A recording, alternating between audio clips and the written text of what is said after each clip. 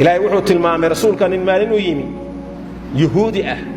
سؤال بان كويدي برسولك إلهي عليه الصلاة والسلام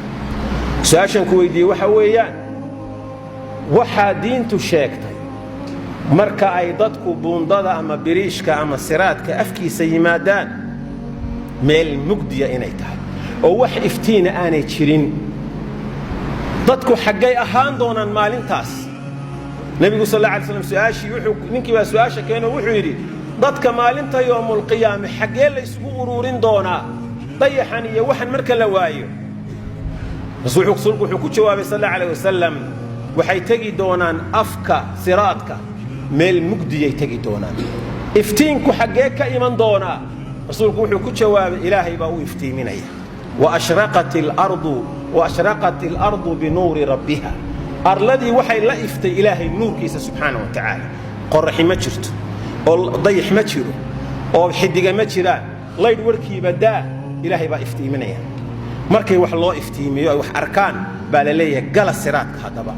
siraadka marka la galo iftiinkani raaci maayo siraadka waxa laga gudbayaa xabada tinta uu ka dhuudhuuban yahay seeftana uu ka afbadan yahay waxaad kaga gudbaysaa waa amalkaaga iyo cibaadadaada qofba sidoo ku dhaafaya uu nabigu tilmaamay calayhi salaatu wasalaam amalkaaga iyo salaadaadiba markaa ku iftiimaya markaasaa munaafiqiintu bidhaansanayaan iftiinka u baxaya mu'miniintii cibaadada iyo iimaanka wacnaa markaasay oranayaan nasuga naqtabis min nuurikum nuurka iyo iftiinka idiin baxaya mu'miniinay aanu wax ka qaadanno ifsanay noo yara kaadiya mu'miniintu waxay ku jawaabayaan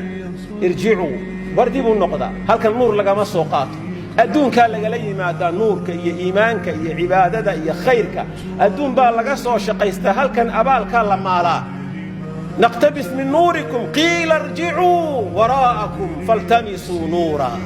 dib u noqda xagga dambe ordo nuur iyo iftiinka doona markay dib jaleecaan oo xagga u noqdaan faduriba baynahum bisuurin ilaahay wuxuu dhex dhigayaa subhanahu wa ta'ala dayr baa lagu kala xiraya dam waxba arki maayaan munaafiqiinta hore iyo dib meel u dhaqaaqaya ma jirto